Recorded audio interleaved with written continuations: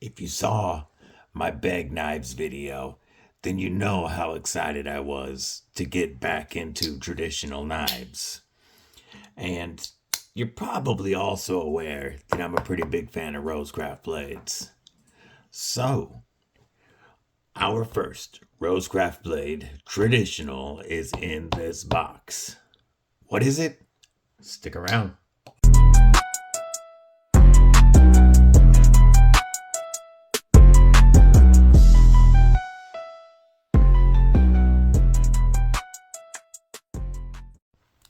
What's up, Cripple Crew? EDC with DBD, Disabled but Deadly, with a fun video brought to us today by the fine folks over at Rosecraft Blades. Want to give them a shout out for sending this in, but as you guys know, it's still going to get my real thoughts and a real review. So, if you saw my bag knife slip joint video, you saw how excited I was to get back into traditionals, and you've probably seen my Rosecraft modern knives videos on knives like the Pocket Monster and the Little Chonk, and more recently my initial thoughts and first impressions of their first modern traditional, the Clinch River button lock, which has found its way into my pocket daily since I got it because of these insane ergos, that killer blade geometry, and that crazy snappy action. But when talking to Andy over Rosecraft Blades about a traditional knife that would work well with neuropathy, arthritis, stuff like that in the hands, he recommended this knife. So which one is it? Well, before you can see that, you need to stab that like button, like you mean it, /subscribe. I'd love to have you here, and you're not going to want to miss out the dope knife and EDC content coming your way. Also, drop a comment below. Let me know what's in your pockets. Not only do I like to know what you guys are carrying, but it really helps YouTube kick this out to other folks when it sees you interacting with the videos. Anyway, enough of that crap. To this knife. So, what knife was in this box? Well, I've already taken it out. But you do get a very nice sliding two-stage box, rosecraftblades.com. The logo, might as well see, Rosecraft Blades French Broad Jack. And that is this gorgeous knife right here. This is the Rosecraft Blades French Broad Jack. This one has the beautiful black sandalwood scales.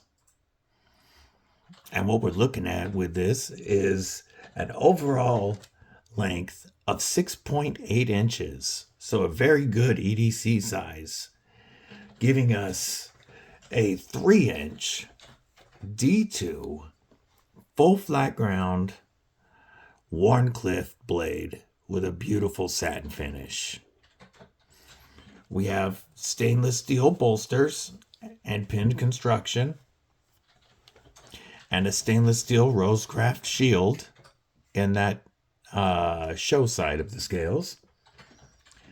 So 2.7 millimeter thick and 2.7 millimeter thick blade stock, giving us a nice pokey and slim slicey blade geometry, and coming at almost 7 inches, comes in at only 2.3 ounces. So very lightweight.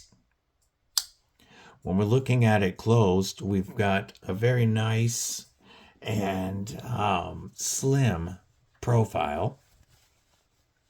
Most folks will probably carry this in a slip or in a pocket organizer. But even if this were to just drop in your watch pocket or something, very slim profile. Very tight flush construction.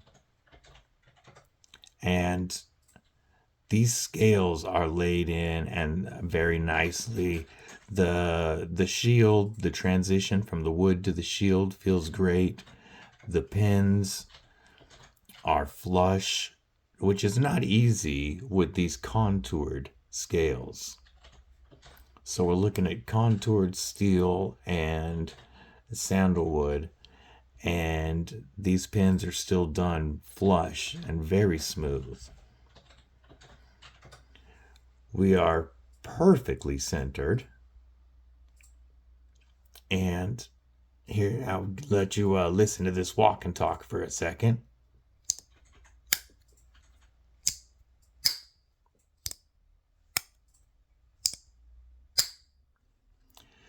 So after comparing this to the big knife, the nip slip, I'd probably rate this at about a 3 on the pull.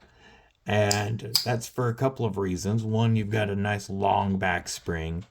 Sometimes a shorter slip joint with a shorter back spring will provide more tension, make it a tighter spring. But also this large grip area right here towards the tip of the blade gives me a lot to grab onto with my thumb and forefinger. So I don't use the nail nick at all. I'm using that big grip area, which makes it very, very easy to pull out. Keep your mind out of the gutter, Lou. As you can see, you've got Andy Armstrong's maker's mark there. So this is one of his designs.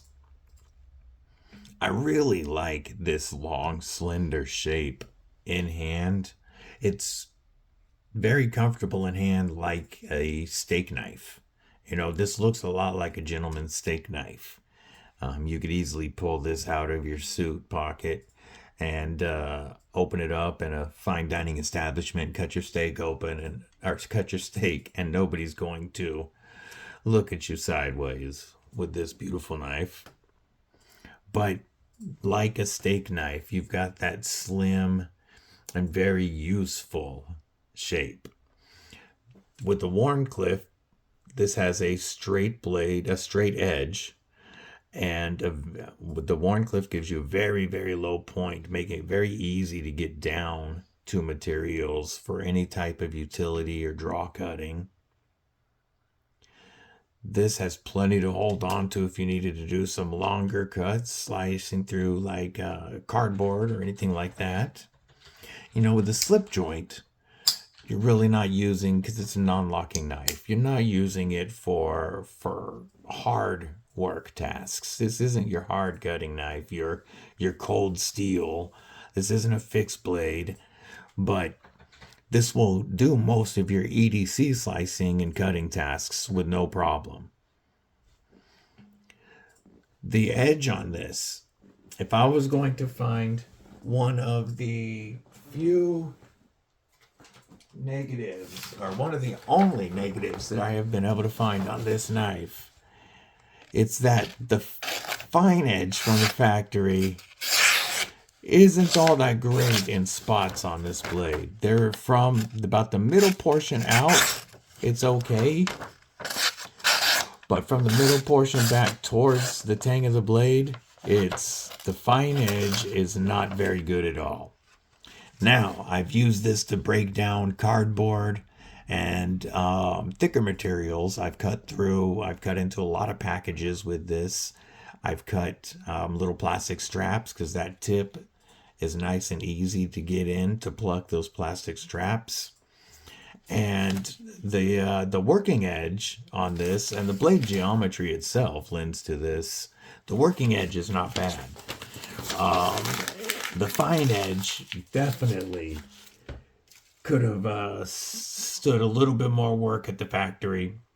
I have not tried stropping it yet. I wanted to show you guys first, but you know, stropping it up might help that, or should help that some. But the good thing is, D2, once you get your edge on it, does hold its edge for quite a while. And it's a decently tough steel. So this is a good steel to have in this form factor, so that you can not have to worry about sharpening it too often. And D2 isn't going to be too difficult for you to sharpen up at home. It's pretty easy to maintain. It does not have enough chromium to be considered stainless. So, especially if you're living in a humid environment, you're going to want to make sure that you use Wicked Wax, Knife Shield, whatever oil of your choice is to protect blades.